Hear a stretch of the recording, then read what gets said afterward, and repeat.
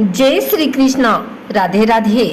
आइए जानते हैं शतभिच्छा नक्षत्र में क्यों नहीं करना चाहिए स्नान, उसकी पूरी विधि एवं कहानी। शतभिच्छा का मूलक 100 औषधि माना गया है, जिसके कारण इसे शतारिका भी कहा जाता है।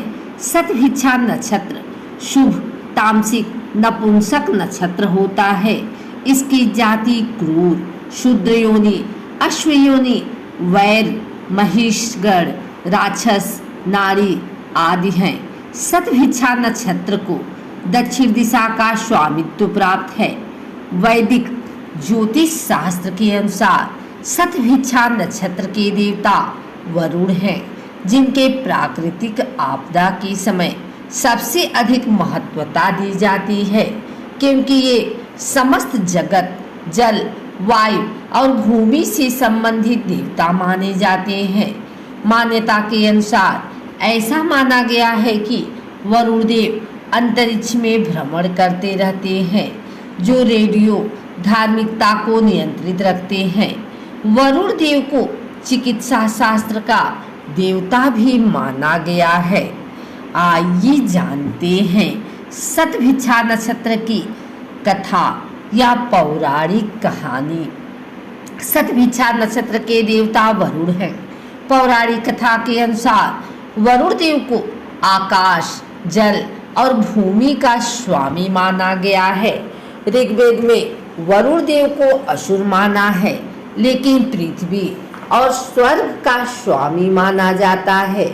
ऋग्वेद और अथर्ववेद में देवता वरुण को सब कुछ बताने के बाद झूठे को अपने जाल में फंसाकर पकड़ने वाला बताया गया है। इन्हें पौराणिकता के अनुसार जल से संबंधित सभी तत्वों अथवा समुद्र और नदियों के स्वामी माने जाते हैं। मान्यता के अनुसार इन्हें पश्चिम दिशा का स्वामी, लेकिन इन्हें सभी दिशाओं के स्वामी के नाम से भी जाना जाता है। देवता वरुण माता अदिति और महर्षि कश्यप के चौथे पुत्र थे, जिन्हें सभी आदित्यों में चौथा आदित्य माना जाता है। देवता वरुण की पत्नी वारुणी है। इनके महर्षि वशिष्ठ, यश, चित्रस्तवन, गंधर्व, हुहु, अप्सरा, रंभा, रक्षक, सहजन्य, नाग, शुक्र हैं। वैदिक शास्त्र के अनुसार इस नक्षत्र में जातक चिकित्सा के क्षेत्र में अच्छी सफलता प्राप्त करने वाले, खोजकर्ता, विज्ञान के क्षेत्र में रुचिवान, दूर का सोचने वाला, दर्शन शास्त्र का ज्ञाता होता है।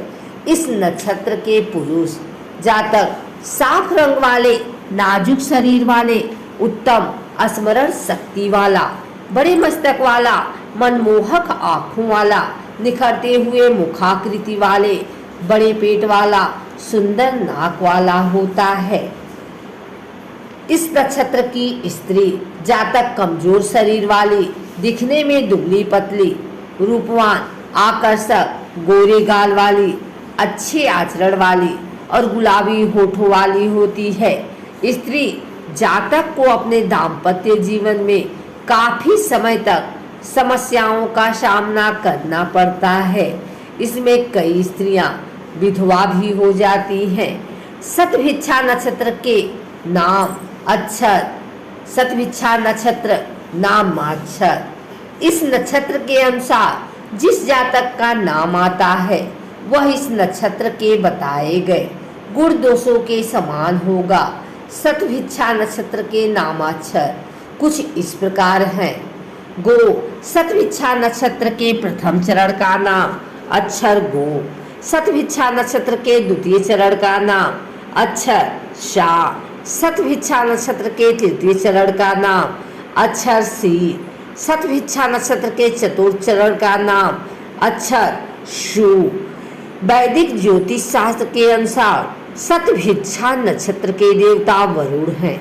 यदि जातक का जन्म नक्षत्र शतभिच्छा है और वह पाप अथवा अशुभ स्थिति में हो, तो जातक को इसके नकारात्मक प्रभाव सहने पड़ सकते हैं, जिसमें जातक को शारीरिक समस्याएं सबसे अधिक होती हैं।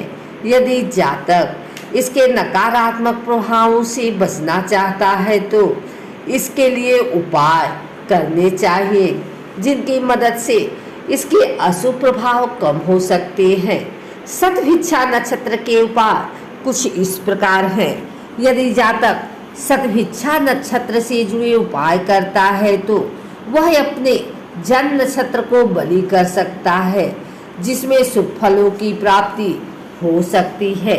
यदि जन्म नक्षत्र में हो तो जातक सिनेमा के क्षेत्र में अपना कदम बढ़ा सकता है, जिसमें जातक को अच्छी उन्नति मिलेगी। यदि जातक के कार्यों में रुकावट पैदा हो रही है तो कार्यों में सफलता नहीं मिल पा रही तो जातक को शतभिच्छा नक्षत्र के बीज मंत्र ओम लम का जाप कर 108 बार करना चाहिए।